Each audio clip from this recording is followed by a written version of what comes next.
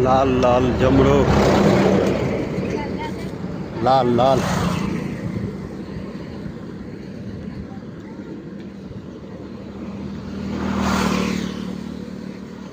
જમણુક ને એવું બધું ખાઈ તો થોડીક મજા આવે ચાલવામાં. આવું બધું ફ્રૂટ ખાવો તો જરાક મજા આવે ને જે તે જગ્યાએ પહોંચીએ ત્યાં જે વસ્તુ મળે લોકલ લેવું જ જોઈએ.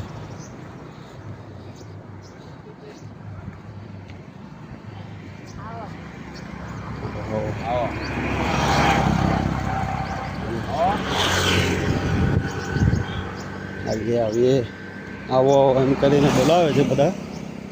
આપણે કોઈક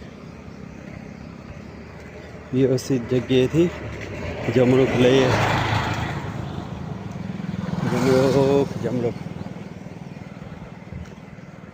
લાલ જમણુક.